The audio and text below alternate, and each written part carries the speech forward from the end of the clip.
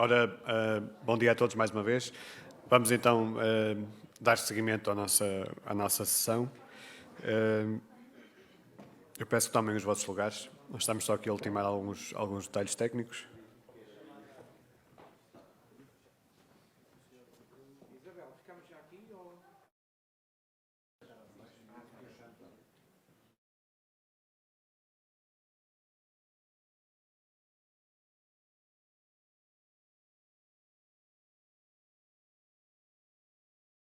Ora, o próximo painel vai ter como tema casos de sucesso na utilização dos fundos europeus. Nós estamos aqui com um ligeiro atraso, como já devem ter percebido no painel, mas vamos terminar por volta do 12h30, tal como inicialmente previsto. No final deste painel haverá 5, 10 minutos para questões da audiência e, portanto, estejam à vontade depois para quando for a altura própria nós avisamos, mas para colocarem questões, dúvidas, sugestões que queiram deixar aos oradores sobre este tema. Estamos só aqui a aguardar que esteja completo aqui o processo técnico, mas eu creio que posso já apresentar os oradores deste painel, que vai ser moderado pela minha colega Isabel Patrício, jornalista do Jornal Económico, que segue estes temas dos fundos europeus. E então eu convido os oradores deste painel, começando pelo Andrés Baltar, administrador do Novo Banco, César Araújo, CEO da Calvalex, sim, daquele lado, se faz favor. João Aranha, partner da Baker Tilly. Força. Desculpa. Força, esteja à vontade. E Luís Febra, CEO da SOCEM. E claro, a Isabel também para moderar esta conversa, que vai demorar cerca de 1 hora. Até já e bom painel.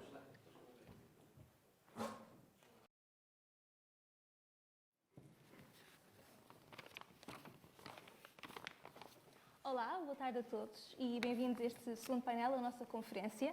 Neste caso vamos abordar casos de sucesso da aplicação dos fundos comunitários e começava por si, Luís. A SOCEM nasceu há cerca de 40 anos, caminha para aí, na Marinha Grande, salvo erro, mas hoje já tem escritórios, unidades de produção no Brasil e no México. Que papel é que tiveram os fundos comunitários nesta caminhada de sucesso e resiliência? Bom dia, Isabel. Bom dia a todos. É um gosto estar aqui presente. Nós efetivamente já vivemos todos os programas comunitários que existiram, desde o PEDIP 1, PEDIP 2, o CREN, PT 2020, e esperamos também poder acessar aos novos programas.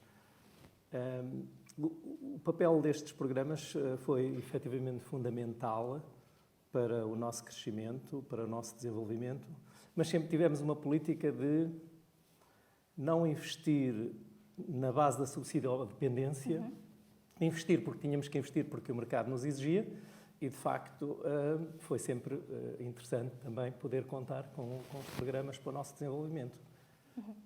César, a Calvalex também durante uma parte da sua história teve acesso a fundos comunitários.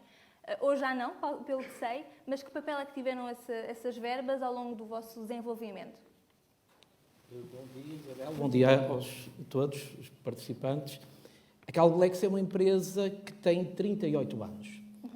Foi fundada por mim, muito jovem, com 17 anos, e que quis fazer um sonho. E hoje estou apaixonado por esse sonho. Ainda quero fazer e caminhar mais longe. Se voltarmos 38 anos atrás, o país era muito pobre. Nós tínhamos um atraso de desenvolvimento muito grande. E estes fundos de coesão vieram permitir que Portugal se aproximasse do desenvolvimento económico desses países mais desenvolvidos. Passado esses anos, e também é preciso ver que hoje e naquele tempo, ir aos fundos de coesão eram extremamente importantes e era um ato de boa gestão. E ajudou, permitiu que a Calvalex pudesse hoje ser uma das empresas mais tecnológicas no setor do vestuário, porque hoje começámos com 20 pessoas e hoje empregamos 600 pessoas, somos 100% exportadores e vendemos para mais de 40 países. Lógico que hoje o facto da Calblex ter mais de 600 trabalhadores não consegue aceder aos fundos de coesão. Mas é preciso ver que os fundos de coesão continuam a ser verbas atribuídas pela Comunidade Europeia para aproximar Portugal do desenvolvimento dos países europeus mais desenvolvidos.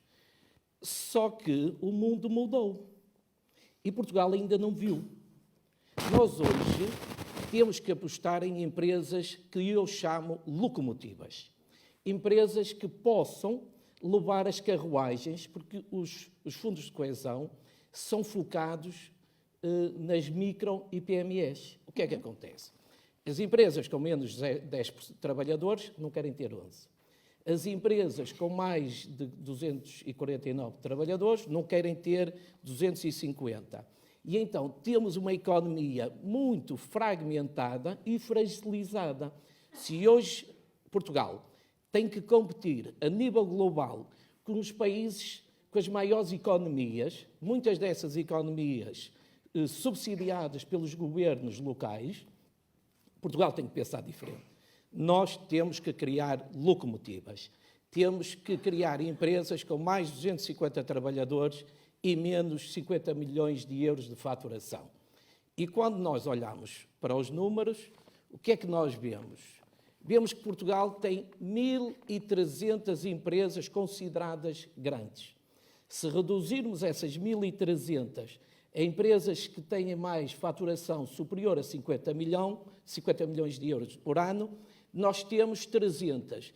Quer dizer que as outras são grandes empregadores, não são grandes. E aos olhos do mundo são microempresas. É preciso uma redefinição do que é uma PME? Exatamente. Uma PME, uma micro, são empresas com menos de 10 trabalhadores. Uma PME são empresas com menos de 250 trabalhadores e um volume de faturação inferior a 50 milhões. Todas as empresas que tenham mais de 250 trabalhadores são consideradas grandes. Lógico, uma grande empresa em Portugal é uma micro em termos europeus e global. Nós nem lá chegamos. Por isso, há que apostar em locomotivas, porque quando acabar os fundos de coesão, eu quero ver quem é que vai empurrar as carruagens. A propósito, acha que tem havido uma má direção dos fundos? Ou seja, há estudos que dizem que as empresas menos exportadoras e até menos produtivas acabam por ter estes fundos. Acha que acontece isso mesmo, tendo em conta uma visão mais do terreno? Não. Se algo estiver mal, é o regulamento. Porque as empresas, como eu disse no início, é um ato de boa gestão. Se as empresas podem se candidatar, por que é que não hão de se candidatar? Se não se candidatar, os dinheiros são devolvidos a Bruxelas. E no painel anterior falou-se muito no setor público. Nós devemos estar focados no desenvolvimento económico do setor privado, porque é esse que desenvolve, cria emprego e cria dinâmica. O setor público, toda a gente discute, é um setor pouco dinâmico e pouco proativo. Por isso, há que apostar no setor privado, nas empresas e fazer com que elas consigam competir a nível global. Portugal é um país pequeno, 10 milhões de habitantes. Há cidades no mundo que têm mais habitantes que Portugal. Quer dizer, nós temos que olhar para a nossa realidade e criar músculo. Este é o problema dos fundos de coesão. Mas é preciso ver, Portugal não tem nada a ver com o que era há 30 anos. Nós hoje somos um país moderno, inovador, temos das indústrias mais sofisticadas a nível mundial, agora precisamos dar o salto. E o salto é músculo. João, a Baker Tilly tem experiência a fazer candidaturas a estes fundos. Queria começar por perguntar que avaliação é que faz destes processos? São morosos, ou são mais ágeis, são flexíveis? Que avaliação é que faz? Bom dia a todos. Obrigado ao Novo Banco e ao Jornal Económico. Olhando para o que são candidaturas, o que são estes processos e o que nos traz agora aqui este tema, o que é tal projeto de sucesso, uma candidatura de facto pode ser morosa e um projeto também. Mas temos que começar a ver onde é que nós vamos definir que é o início de uma candidatura para ser uma candidatura com sucesso. Isto porquê? Vou até começar pelo caso ou pelo exemplo que eu digo que é um não ou que não deve ser seguido. Quando abrirem os primeiros concursos Portugal 2030, ou os mais virados para as empresas, as grandes linhas do inovação, o IDT, o internacionalização, eu arriscaria dizer que no mínimo 1, 2, 3 telefonemas, e-mails da empresa, que, como o Luís mencionou aqui e bem, são os subsídio-dependentes, que é o quê? Quando abre o concurso, ligam e dizem: eu quero ir buscar algo a esse concurso. Não é assim que a coisa funciona. E para a coisa ser um bom projeto e não termos percalços pelo caminho, o percurso deve ser feito inversamente. Eu tenho um plano de investimentos a 2, 3 anos e analiso que fundos é que estão disponíveis, onde é que eu me posso candidatar. Estejam ainda os concursos fechados, mas o processo começa aí, para a tal candidatura de sucesso. Depois temos outros pontos para esse tal sucesso, que é a candidatura em si e o acompanhamento. Mas isso poderemos falar depois, e foi muito mencionado aqui anteriormente o acompanhamento. Anteriormente aqui também falaram do tal prazo de avaliação de candidaturas, que para um concurso que tivemos aí há pouco tempo, que era o e-commerce, passou de 45 para 90 dias. Ora, pois bem, no que era a legislação Portugal 2020, falávamos em 90 dias. Mas a linha logo seguinte mencionava: caso haja questões do organismo intermédio, que é a AICEP, a APMEI, a ANI, etc., este prazo suspende. Ora, pois bem, é de facto aí que, com a suspensão desse prazo, ou essa permissão da suspensão desse prazo, que as análises de candidaturas se tornam, de facto, muito morosas. E, de facto, nota-se alguns atrasos, ou bastantes, na análise de candidaturas, o que leva a quê? A que muitas vezes um projeto que hoje faz sentido, e se eu ou se a minha empresa só tem capacidade de avançar se tiver os fundos, ele daqui a 6, 9 meses pode estar completamente desatualizado, pode já nem fazer sentido eu ir por este caminho, ou eu tendo os fundos depois vou ter ainda mais trabalho para, em vez de comprar a máquina X, já é a máquina X.2, ou seja, de facto existe a morosidade, gostávamos que fosse mais rápido, mas também entendemos que do lado dos organismos intermédios existe muito trabalho e, de facto, existe um excesso, às vezes, de candidaturas para o nível de recursos humanos que têm, mas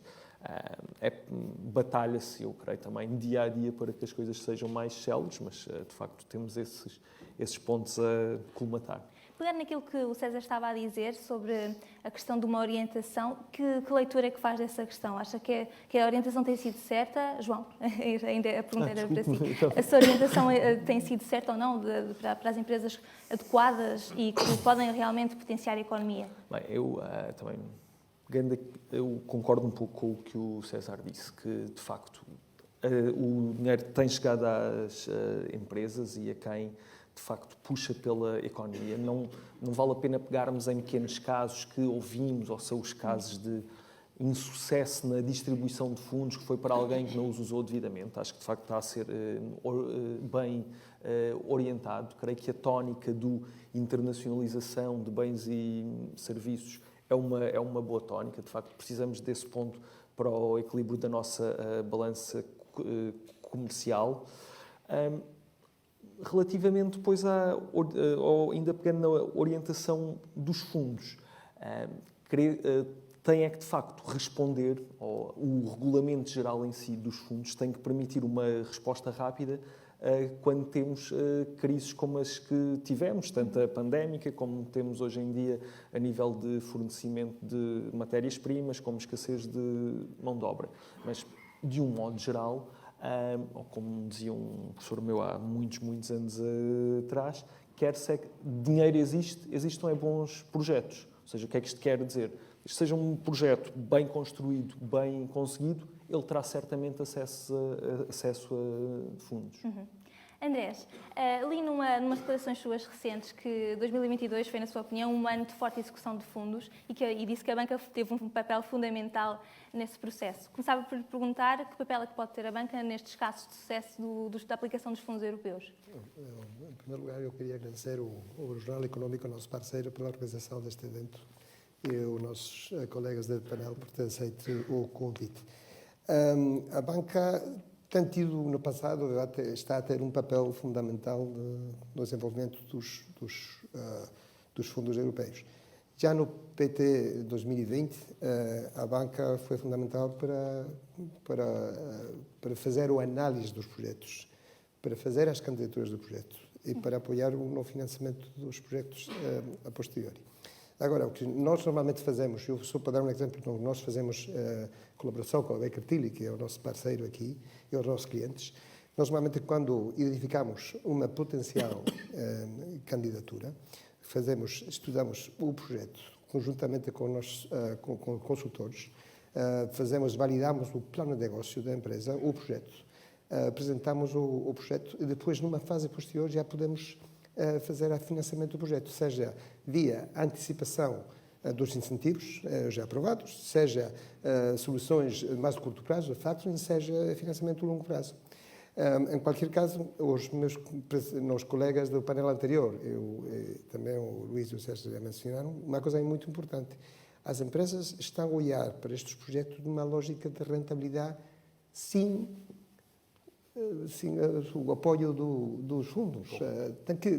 O projeto tem que funcionar per se, não é por os fundos que o projeto tem que funcionar. Obviamente, os fundos ajudam, os fundos fazem com que a rentabilidade dos projetos sejam maiores, tenham uma alavancagem maior, mas sim esta viabilidade dos projetos, digamos assim, os projetos não podem andar.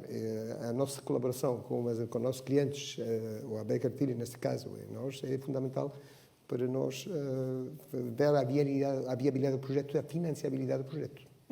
Certo. Luís, falava agora consigo um bocadinho sobre esta questão da mão de obra, porque eu só sempre tenho uma vocação de inovação, mas sem mão de obra qualificada depois fica difícil passar essa inovação da teoria à prática.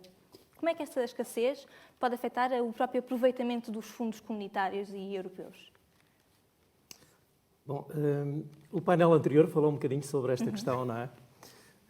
Efetivamente, eu acho que, dado o fator de natalidade em Portugal, que tem sido ao longo das últimas décadas francamente negativo e que leva a uma redução considerável da população, eu acho que falta estratégia do governo. Volto a essa questão, falta uma estratégia de imigração para Portugal. Porque, sobretudo, nós estamos a perder a mão de obra qualificada através dos jovens que imigram e não conseguimos os custos de contexto, na verdade são custos de contexto, não conseguem reter as pessoas em Portugal.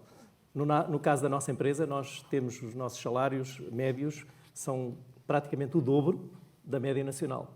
Portanto, não seria por aí que seria difícil reter a mão de obra. O facto é que a escassez está a provocar a escassez e o crescimento, que o nosso setor tem vindo a crescer, tem-nos colocado algumas dificuldades, não só na retenção, mas sobretudo na atratividade.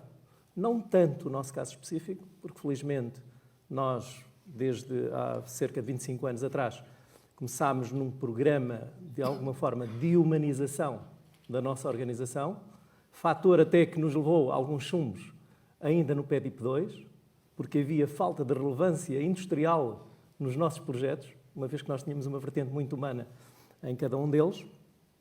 Não temos tido tanto essa dificuldade de reter e de atrair, mas é um fator, na nossa ótica-chave, que compromete muito o crescimento das tais pequenas e médias empresas, tal qual o César falou, porque nós precisamos de dimensão crítica para competir no mercado internacional.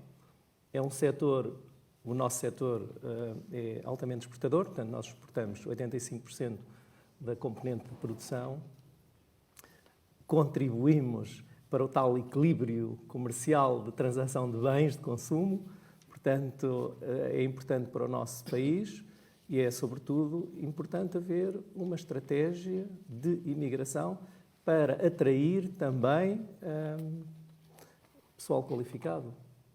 Ou, pelo menos, com uma base académica capaz de responder depois a uma aprendizagem rápida de áreas como a nossa, que são altamente especializadas. Quando fala de uma falta de política, de uma aposta política, está a pensar em que medidas em particular? Porque, por exemplo, há novos vistos para quem quer vir procurar trabalho, há uma série de medidas, mas não é isto que, na sua opinião, colmatará o problema?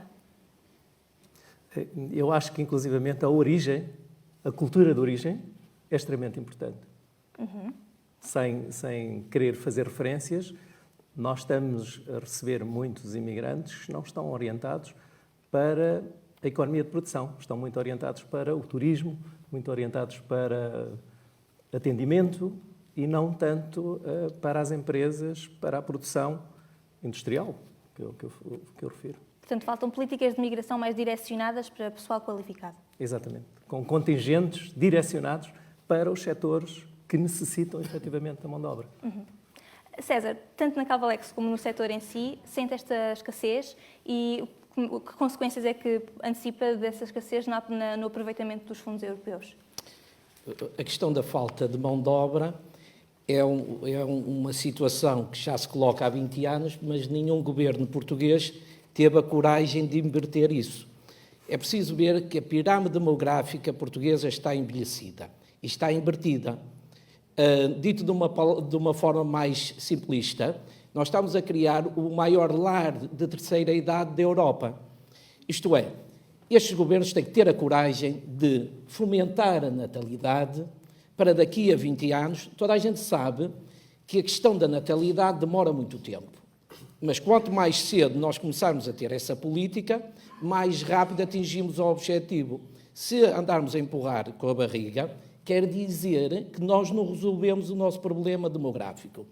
A imigração é importante, mas nós não podemos trazer imigrantes e escravizá-los, não é?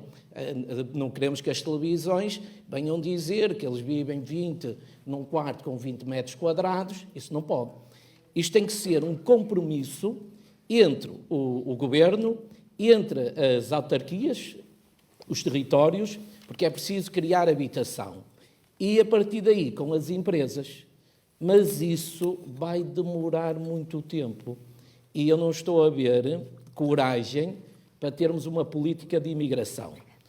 O que quer dizer que as empresas, que é o que o setor têxtil e vestuário está a fazer neste momento, é acelerar a robotização.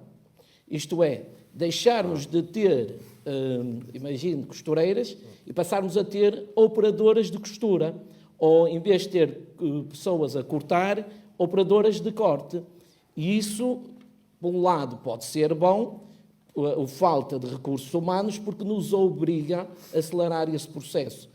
Se me vai colocar os fundos de coesão, vão ser postos em causa, eu vou dizer que não, porque nós não temos nenhuma política, nem de natalidade, nem de imigração. Por isso, nós temos que ser criativos, a forma como nós vemos a forma de combater esse problema.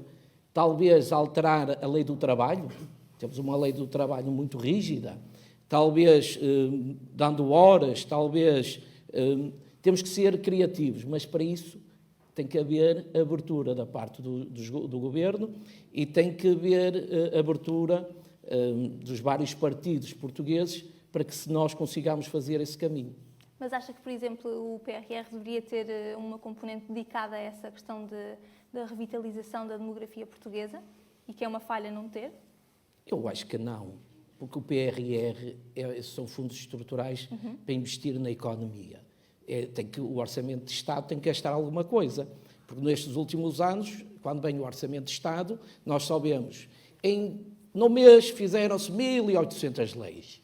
Quer dizer, mas ninguém diz para onde é que vai o dinheiro. Quer dizer, se nós temos um valor no produto interno bruto, aonde é que se gasta o dinheiro? E os fundos de coesão não vêm substituir as dinâmicas dos governos. Os governos têm que chegar e dizer assim, nós faturamos, isto é quase como uma empresa, nós faturamos X, e agora temos que investir no país Y. Não pode dizer, agora como vem o PRR, vamos agora fazer hospitais, autoestradas e investir pouco na economia privada. O 2030 é igual. Não, nós temos que exigir que parte do orçamento de Estado seja investido na economia real, porque é a economia real que cria empregos e gera riqueza para que depois as pessoas tenham condições de qualidade de vida, aquilo que a gente chama dignidade humana. João, a mesma pergunta. Como é que vê esta dinâmica entre a escassez de recursos humanos e depois o aproveitamento dos fundos europeus? Bem, de facto, depende muito de indústria para indústria, como é óbvio. O primeiro ponto que foi aqui tocado e, de facto, a escassez de recursos humanos. Vamos começar por outro lado. Aqui há uns tempos noticiou-se que hoje em dia tínhamos a geração mais bem formada de sempre, de Portugal, etc. Mas depois, de facto, assistimos a uma grande fuga, não é, de pessoas já licenciadas ou com mestrados para outros países. Isto deve-se aqui, de facto, há capacidade ou há uma fraca capacidade do Estado dotar as empresas de reter estas pessoas, não é? Mas isto não depende só, ou não depende em grande parte das empresas, não é? Isto aqui depois entramos num outro ponto que é a fiscalidade, a capacidade dos jovens adquirirem casa, de ficarem cá, não, etc. Bem, mas ligando ao primeiro ponto, de facto, quando falamos em concursos do Portugal 2020-2030, onde temos que, para às vezes termos a pontuação no que é certos graus lá ou certos critérios da candidatura, empregar pessoas com, no mínimo, licenciatura. E falamos pelos próprios projetos em si, em que necessitamos de pessoas formadas em engenharias, em matemática, etc., existe, de facto, uma escassez em Portugal dessas pessoas. Mas aí, de facto, temos que contar com o Estado e a capacidade de também atrair essas pessoas para cá, não é? Ou seja, já falámos aqui pelo Luís na capacidade de os atrair, falou-se também aqui na capacidade de não deixar essas pessoas saírem, de facto, desta fiscalidade. Mas nota-se que é um problema transversal a todas as indústrias. Se estejamos a falar em tecnologia de ponta, como no caso da agricultura, que para certas funções precisa de pessoas menos formadas, como no caso do hotel, há uma escassez de mão de obra em todos os setores, de facto. Obviamente que isto depois impacta uma candidatura e um projeto ser mais ambicioso ou não, não é? Porque os recursos humanos é um ponto essencial para qualquer projeto, seja ele candidatar a fundos ou não, não é? Portanto, tem um impacto relevante, de facto. Andrés, não sei se quer acrescentar alguma coisa a esta dinâmica. Agora há pouco dizia que os projetos têm que ser viáveis só por si. O não ter recursos humanos impacta um bocadinho essa viabilidade, não? Nós próprios, no setor financeiro, sentimos essa dor. Os bancos têm, se calhar, é o setor com uma pirâmide mais invertida de todos os setores. Mas estamos a ver os resultados. E nós não vamos precisar dos mesmos colaboradores, só que, em vez de ter colaboradores que vão a falar com os clientes dia a dia ou fazem os trabalhos administrativos, vamos ter que alterar e trabalhar também com gente mais nova, mais preparada e tudo mais. Nós estamos a fazer, próprios nós, no banco, estamos a fazer um esforço de transformação digital brutal. E para fazer isso precisamos de gente nova, que é muito difícil de reter. Temos que criar as ferramentas para reter. Estamos a falar não só de fiscalidade, de poderem ficar em casa, de poder... Outro dia estava a ouvir o nosso presidente da Câmara Municipal aqui tentar atrair as empresas mais digitais, mais ponteiras para Lisboa. Eu acho importante. Há outras cidades, tipo Málaga, que está a concorrer connosco, mas não só. Era importante nós conseguir atrair esse talento e reter esse talento. Temos que ver as formas de o fazer. Mas a banca, estamos a sentir... Eu, quando falo com os clientes, eu vou visitar imensos clientes ao longo do ano. Este problema é o primeiro. Quando eu pergunto qual é o desafio, o maior desafio que vocês têm, fala-se dos recursos humanos. É um tema comum a toda a gente. Mas nós próprios, o banco, sentimos o mesmo. Falando dos outros elementos do contexto, como a inflação, os efeitos da guerra, como é que esse contexto pode afetar o aproveitamento, por exemplo, do PT 2030 ou mesmo do PRR? Bom, toda a gente fala da mesma coisa. Estamos a falar dos custos da energia, estamos a falar das taxas da inflação, das taxas de juros, que agora é o tema quando se fala dos clientes, estamos a falar dos problemas das cadeias de abastecimento. Tudo isso é verdade. Só que as empresas portuguesas, das visitas que eu estou a fazer nos clientes, elas estão a ultrapassar os problemas. Estão a ultrapassar os problemas de mil formas. Estão a investir em novas formas de painéis solares, em caldeiras de biomassa, estão a investir em outros projetos, estão a olhar para mercados de exportação. Falou-se na exportação, que acho que é crítico. Para isso precisamos também de uma massa crítica. Falou-se das empresas portuguesas são pequenas, isso é verdade. É um desafio que aqui nós temos, que não sei como conseguimos resolver. Falamos muito, eu falar com os clientes, precisamos de uma concentração. Para conseguir uma concentração das empresas, não sei se temos que olhar para a forma de fiscalidade, de facilitar as coisas. Porque não há forma de ir ao mercado de exportação com 10 trabalhadores, não se consegue, é impossível. O Luís César estava a falar de locomotivas, que eu achei um conceito interessante. Nós precisamos de empresas maiores que sejam capazes de ir para um mercado exterior a crescer. Do lado da economia portuguesa, nós temos ainda que lembrar que o país já cresceu 6 e tal % no ano passado e ainda vai crescer à volta. O Ministro das Finanças diz ontem que íamos crescer à volta de 1%. Bom, vamos ver. Somos capazes de crescer até mais. Aqui o mercado de exportação torna-se crítico. Por exemplo, estas empresas, como vieram com o mercado interior, da dimensão que é, foram de fora, está a conseguir, os nossos clientes estão a conseguir os objetivos. Para isso também é o crítico o papel da banca aí, para apoiar as empresas com instrumentos de trade finance, de créditos documentários, de exportação, de importação, de ajuda à exportação dos nossos clientes. Luís, ainda não ouvimos sobre esta questão da segmentação. Que leitura é que faz do tecido empresarial português? Sente realmente esta necessidade de se criarem as tais locomotivas? Isabel, permites-me só voltar um bocadinho atrás Claro. à questão da RH, porque eu ouvi aqui falar muito sobre recursos humanos e nós aplicámos mudámos a semântica em 2000 e interditámos a designação recursos humanos na nossa organização e passámos a falar de pessoas.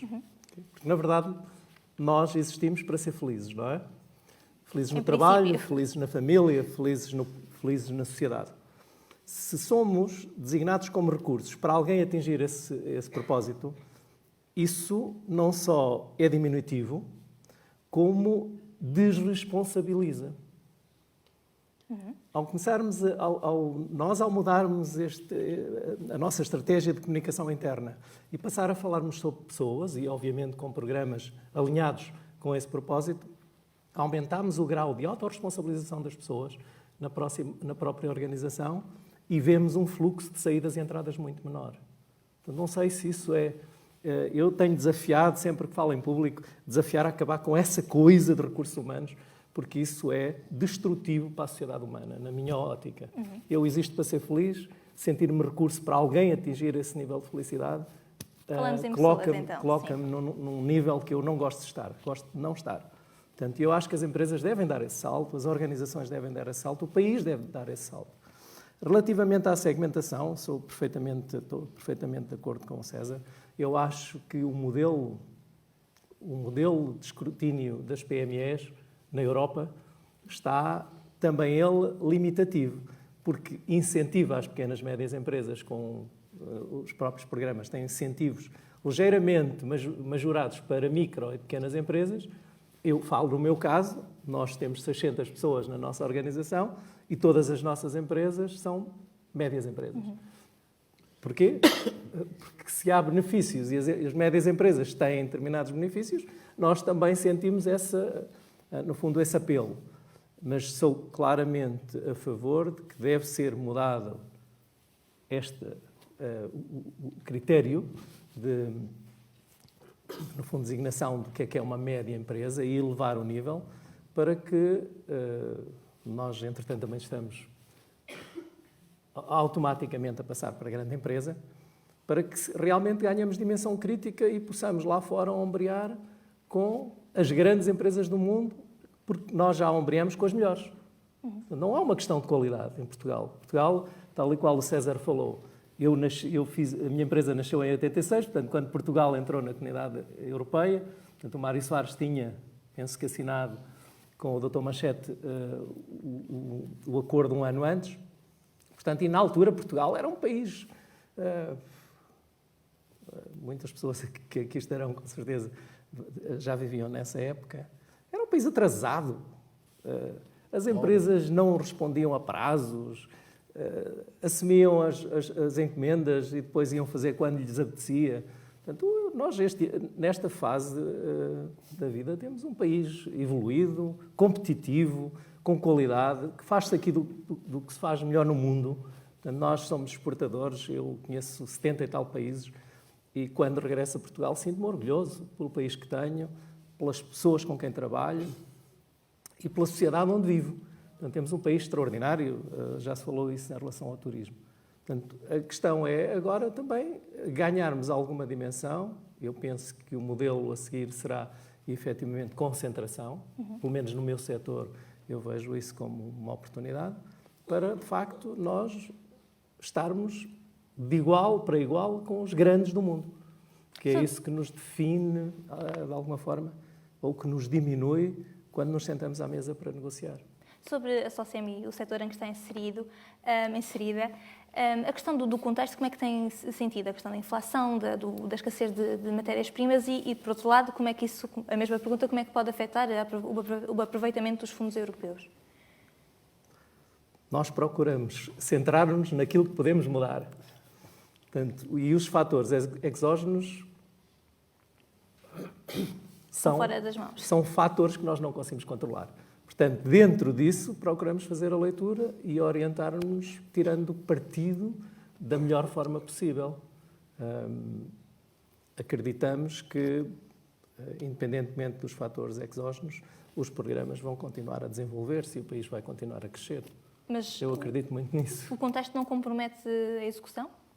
O contexto e alguma incerteza, eu acho que nós já vivemos 2 décadas de incerteza, portanto já se fala em incerteza há muito tempo. Acredito que atrase ou eventualmente remodela um bocadinho aquilo que são os programas de cada uma das empresas, mas se as empresas tiverem uma visão estratégica, elas vão se manter alinhadas. E o que falta neste país é a visão estratégica, pensamento estratégico para o país. Eu, quando iniciei a minha empresa, havia um Ministério da Indústria, o Dr. Mira Amaral, que toda a gente da indústria se lembra e que trouxe grandes benefícios ao desenvolvimento industrial português. Agora não existe um Ministério da Indústria. Está-se a falar em reindustrializar a Europa e não existe um Ministério da Indústria em Portugal. Não percebo, eu não entendo isso. João, concorda com esta falta de estratégia? Completamente de acordo com isso. Acho que há uma falta de estratégia, de facto, estrutural, ou seja, e já se falou também aqui no painel anterior da falta de reformas estruturais para o país. Isso vai, de facto, à parte estratégica.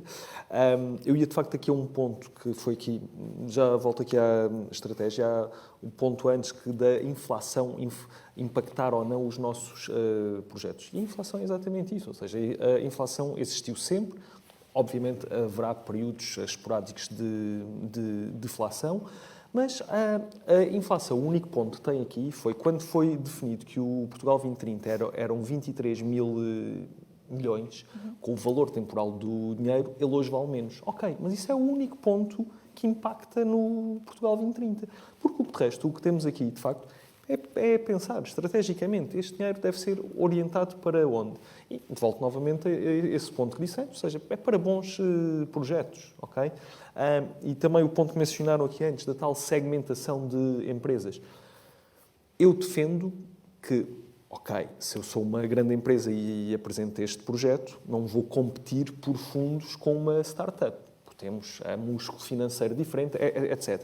Mas, de facto, tudo o que é bom projeto deve ter acesso, seja ele elaborado por uma grande empresa ou por uma startup, ok? Portanto, aí deve haver uma segmentação.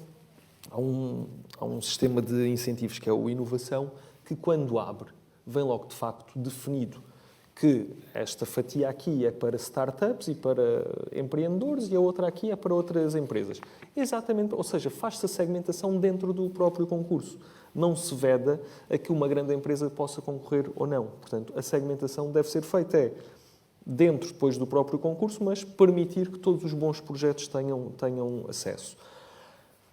Relativamente à parte da estratégia, obviamente não podia estar mais de acordo com o que disse aqui o Luís, com o que foi dito anteriormente no outro painel. Há, de facto, uma falta de visão estratégica e nem sei se foi o Consegue César perceber como é que aqui se há pouco. explica essa ausência de estratégia? Eu não sou analista político, deixo isso para o Dr. Marques Mendes nos domingos à noite, mas acho que já se percebeu um pouco, não é? Que é um problema de eu ser eleito, os 2 primeiros anos tenho um tipo de política, aos 2 anos seguintes luto para ser eleito novamente. Uma estratégia macroeconómica nacional requer um consenso mais alargado.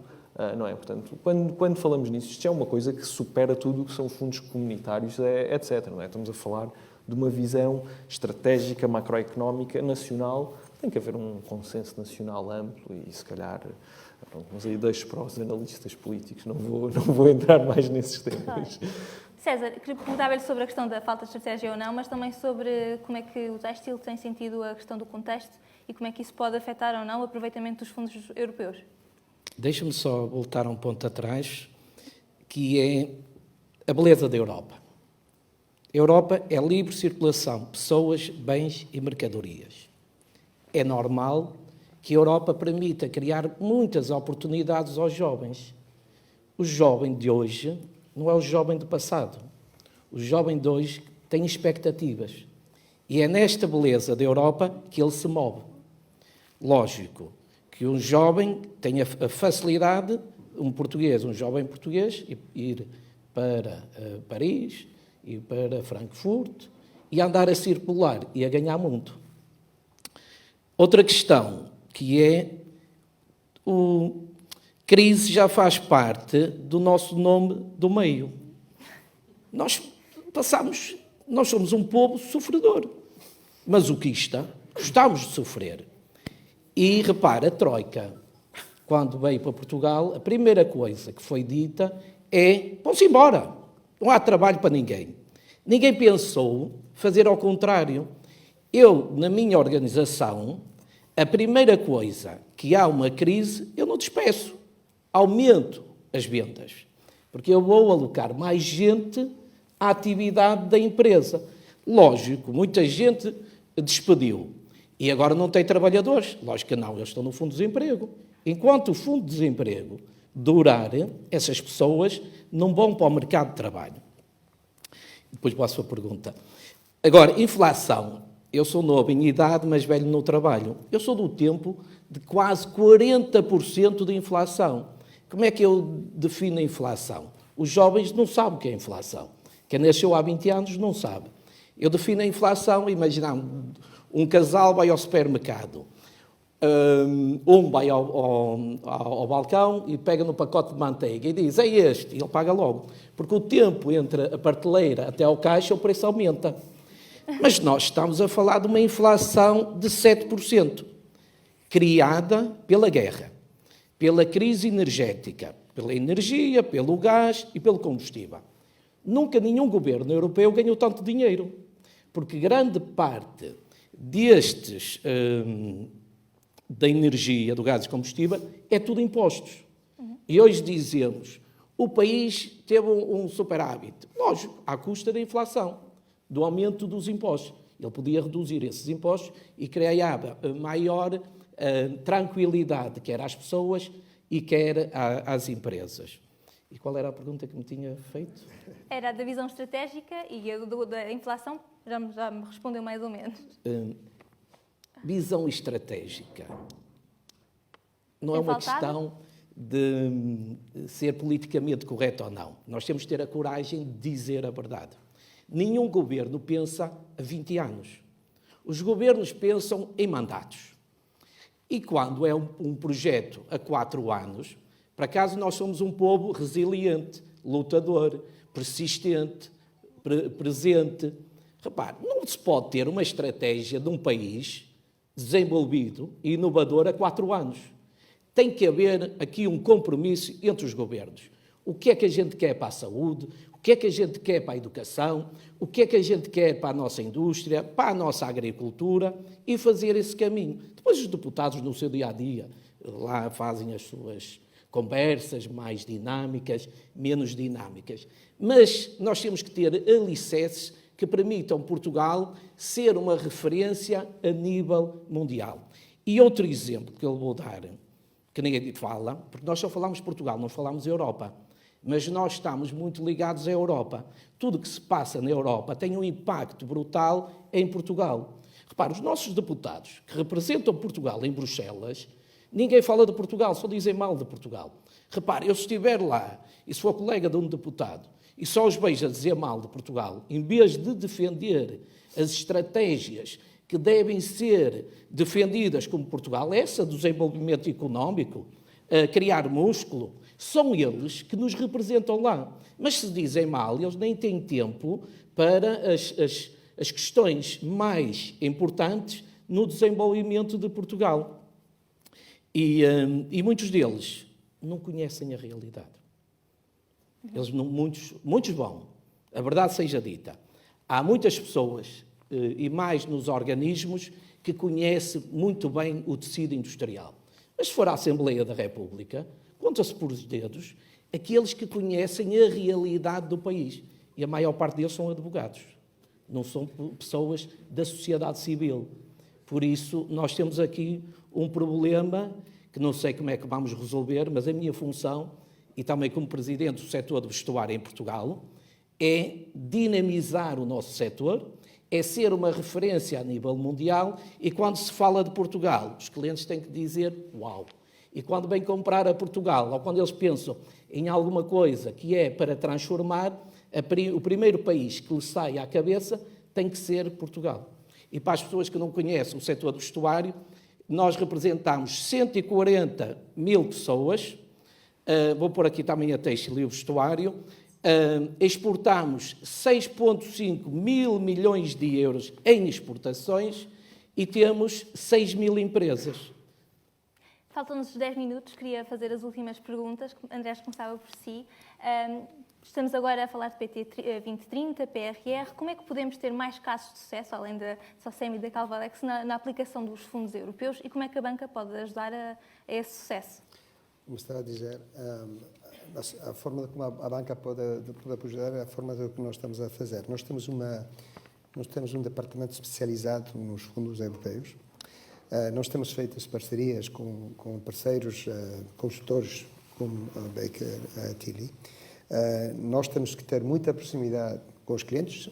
O Sérgio estava a mencionar, eu tenho visitado mais de 750 empresas nos últimos 2 anos, que eu acho importante para conhecer o tecido empresarial do país. Temos que ter muita proximidade com os clientes, conhecer os projetos, ver a viabilidade dos projetos, ver que os projetos são viáveis, rentáveis, apresentar os projetos e depois fazer a execução, que se calhar é a parte mais difícil, que demora mais. Depois, com estas demoras que nós já temos falado no painel anterior e agora, a banca vai jogar um papel fundamental no financiamento até destas demoras. Nós vamos ter que financiar, quer no curto prazo, a consumição a curto prazo, quer no longo prazo, vamos ter que apoiar as empresas, mas para isso vamos ter que conhecer os projetos muito bem, vamos ter que estar muito próximos às empresas. Muito bem. João, a mesma pergunta, como é que podemos ter mais casos de sucesso de aplicação dos fundos europeus em Portugal e ter um tecido mais produtivo? Certo.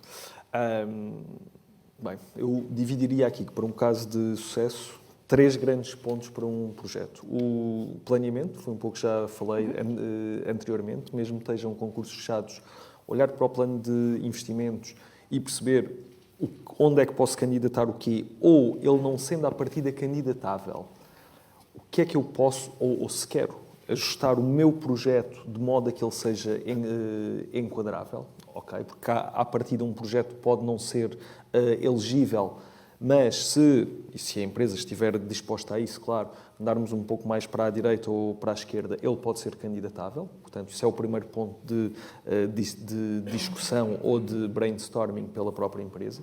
Depois, uma candidatura. onde temos, de facto, a descrição estratégica do projeto. Depois a parte de business plan, e aqui com a banca, com o novo banco, e já no Portugal 2020, ali a meio, começou a exigir-se isto à banca, e no Portugal 2030 certamente isto, ou seja, o envolvimento também do novo banco, da instituição financeira a validar o próprio projeto em si, havendo uma intenção ou uma manifestação de interesse de vir a financiar esse projeto. Ou seja, mas aqui ainda a falarmos de candidatura. A candidatura termina numa fase de, digamos, uma autoavaliação face aos critérios de cada concurso. E aí pensarmos que a candidatura não são partes isoladas, ou seja, fazer uma candidatura é, digamos, como escrever um romance, não é? Na parte estratégica, depois a parte financeira, e depois tem a autoavaliação dado certos critérios, onde tudo tem que fazer sentido. A parte estratégica com a financeira, com quanto é que cresce por ano, etc. E, por último, temos o acompanhamento do projeto em si, porque há pouco dizia-se aqui, talvez a ICEP, o IAPMEI deviam acompanhar mais o projeto. Concordo, completamente. Mas não havendo pessoas, não recursos, do lado do IAPMEI e da ICEP para acompanharem esses projetos, terá que ser a própria empresa que terá que ir vendo a candidatura que fez, o business plan que tem, os objetivos a que se propôs, com o que está a fazer. Porquê? Porque eu tenho certos incentivos que a minha parte do fundo perdido depende do que eu cumpri na candidatura. E às vezes é por eu empregar mais uma pessoa ou menos uma pessoa por vender mais 10 ou menos 10 que isto pode ter um impacto financeiro considerável no meu fundo perdido. Portanto, eu diria que estas três partes são essenciais, de facto, para um caso de sucesso, para um projeto de sucesso nos fundos comunitários. Luís, a Sociem está aqui como um caso de sucesso. Como é que podemos ter mais destes casos na economia portuguesa? Eu não sei se consigo responder a essa pergunta de uma forma transversal. Aquilo que nutre o nosso princípios de empresa é fazer com que cada um dos investimentos seja rentável, crie riqueza e alavanque o próximo passo. Portanto, acho que é isso que cada um deve fazer. Não fazer projetos apenas porque há fundos, fazer projetos porque o mercado precisa e fazer projetos porque se sente madura, capaz de rentabilizar esse próprio projeto e criar riqueza a partir daí, para si e para quem colabora com a organização. Portanto, esse é o nosso pensamento. Não sei se isso é fórmula, é a nossa fórmula. Todos os investimentos que fizemos ao longo dos nossos 30 e quase 38 anos foram sempre pensados numa lógica de vale a pena, o projeto é interessante, vamos. Não é interessante e há fundos, não vamos, não vale a pena, porque vamos destruir riqueza que todos vamos ter que pagar e as próximas gerações têm que pagar. Nós olhamos para as contas públicas e a mim dá-me uma dor de coração porque os meus netos vão pagar. Não sou eu já não vou pagar, eu entretanto estou fora do mercado. Portanto, passo a ser também pensionista, no fundo, a erudir um pouquinho mais a conta dos que vêm aí. Somos cada vez menos a contribuir. Eu acho que tem que haver essa, no fundo, até sei lá, uma ordem nacional. Aí o Governo tem um papel fundamental, que é instruir para que se façam investimentos verdadeiramente necessários ao país e ao mercado. No caso das empresas, ao mercado. E os deles, ao país. Se realmente vêm acrescentar valor e são rentáveis por si mesmo. O primeiro painel foi extremamente negativo em relação àquilo que tem sido feito por parte do poder público e eu acredito que essa mensagem deve passar efetivamente para quem governa, porque quem governa vai apropriar a maior parte dos fundos que aí vêm, portanto, eles sim que os devem utilizar como deve ser para promover um país que carece de alguma competitividade externa e também competitividade nacional, sobretudo ao nível da fiscalidade. Os custos de contexto deste país são dos mais elevados da Europa. Portanto, é aí que se tem que atuar. É criar condições para que os empresários façam o seu trabalho, possam fazer o seu trabalho e criem riqueza para o país. Ao invés de tentarem substituir os empresários, fazendo esse trabalho e destruindo mais riqueza. Veja-se o caso da TAP, enfim, que está agora na comunicação social e vejam-se outros casos. Muito bem. Comboios de Portugal e por aí fora. Para terminar, César, a mesma pergunta. Qual é que é a receita para termos mais casos de sucesso da aplicação de fundos europeus? Eu queria também deixar aqui um ponto que é: a banca tradicional teve um papel importante no desenvolvimento da economia. E o Novo Banco, não é para eu estar aqui, porque eu sou cliente do Novo Banco há 38 anos. Está de parabéns. O Novo Banco sempre esteve de mãos dadas com as empresas. E foi sempre um parceiro. Repare, eu se digo que ser a crise faz parte do nosso nome, do meio, eu se tenho uma empresa com 38 anos, imagina as crises que eu já passei. O Novo Banco nunca falhou, lógico, não tinha o Novo Banco, vem do Banco Espírito Santo e Comercial de Lisboa, o BESCL, mas sempre teve um percurso orientado para as empresas. E o apoio não é como aqueles que dá-nos um guarda-chuva quando está sol e tira-nos o guarda-chuva quando está a chover. Ele aqui sempre teve um papel importante. Os fundos de coesão. Queria agradecer o comentário. Mas não é por estar aqui, eu estou a ser o mais sincero possível. Os fundos de coesão não é esmola para ninguém. Os fundos de coesão vêm permitir o desenvolvimento das nossas empresas e do país num processo mais acelerado. Lógico, nós temos é que criar empresários que tenham uma visão empresarial ou industrial. E muitos deles, o que é que acontece? Não perdem tempo no seu projeto. Eles ligam aqui ao João Aranha e dizem: ó João, temos aí um fundo comunitário, temos sim senhora, então faz lá a candidatura. Ele disse: porra, eu conheço o cliente, mas sei lá o que é que ele vai comprar. E os empresários têm que perder tempo a definir o seu plano estratégico, a definir os seus investimentos e muitas das vezes este é o problema. Mas quero dizer, os fundos de coesão não são esmola para ninguém. E aquelas empresas que não concorrerem a esses fundos estão a ter um ato de má gestão. Agora, nós é que temos que pôr um ponto final e dizer ao Governo: desculpe lá, nós somos desenvolvimento da economia nacional. O dinheiro que nos estão a dar não é suficiente. Não tenho. Bruxelas não dá. Não faz mal. Vai ao orçamento de Estado, porque nós pagamos impostos para a Segurança Social, nós pagamos IRC, nós pagamos um conjunto de impostos que temos o direito também de exigir. Repare, um setor como a têxtil e vestuário, que exporta 6 mil milhões de euros por ano, se fosse investido 10% ou 5%, não era nenhuma obrigação, porque nós já pagamos os nossos impostos. E repare, é a mesma coisa que metermos uma empresa. Se nós não investirmos no equipamento da empresa, a empresa fica obsoleta.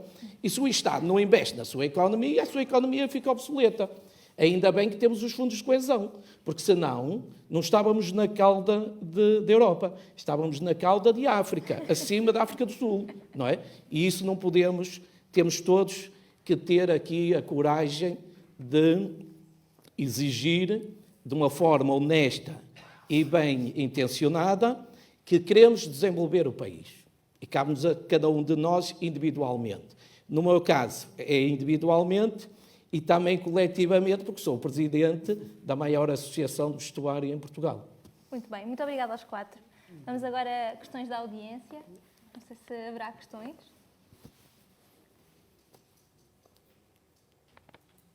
Isso também é mau, porque as pessoas têm que perguntar, envolverem-se. Ali à frente. Não sei se há um microfone. Mas acho que vem aí.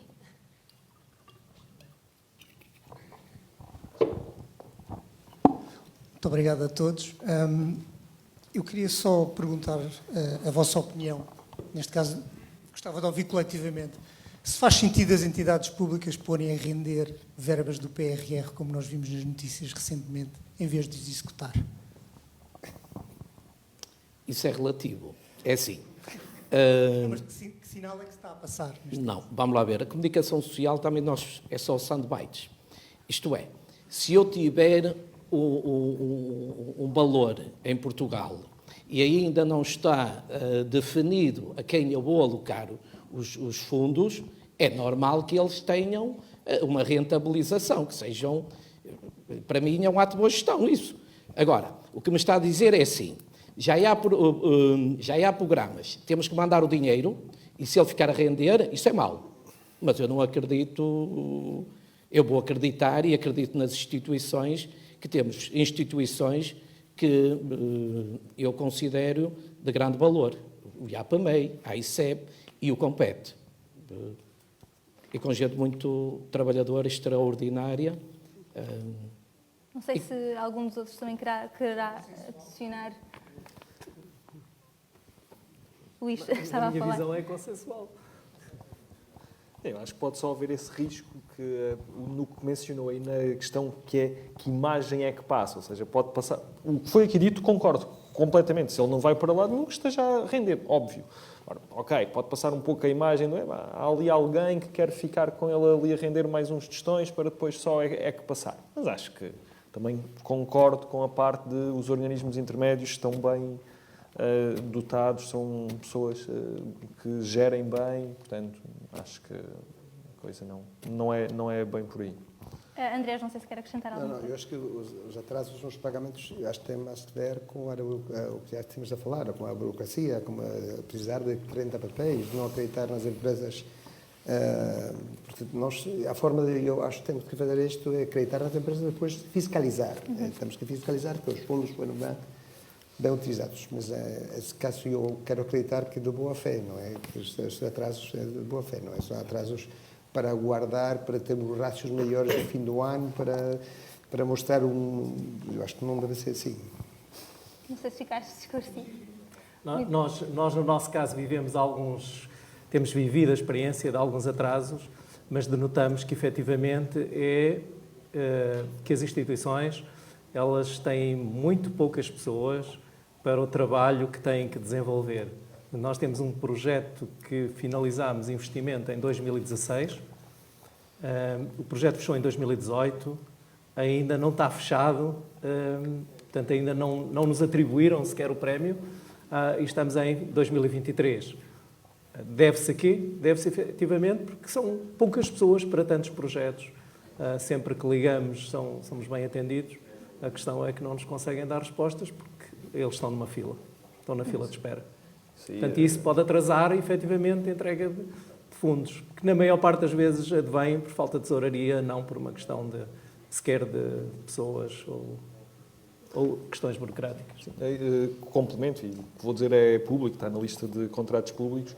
Nós, Baker Tilly, já fizemos este trabalho para a ICEP e acabámos em dezembro passado para o IAPMEI. De facto, contratam uma consultora ou várias para fechar projetos. Obviamente, escolhemos os nossos clientes lá, como é óbvio, e é esta a questão. Nós andámos a fechar projetos em 2022 de 2017.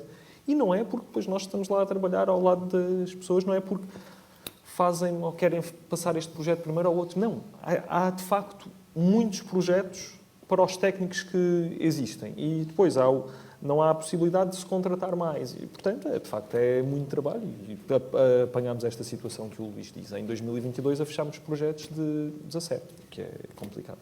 Trazia capitalização ao país, às empresas, se efetivamente este processo fosse acelerado. Porque se as empresas pudessem reconhecer os prémios como capital, reduziam passivo, aumentavam autonomias financeiras, portanto, e os balanços ficavam bem mais interessantes. Fala-se no problema de capitalização. Até reduzia a carga financeira dos projetos e melhorava a rentabilidade dos projetos. Exatamente. Muito bem. Não havendo mais questões, dou por encerrada este painel. Obrigada aos 4 por terem participado. Passamos agora ao encerramento.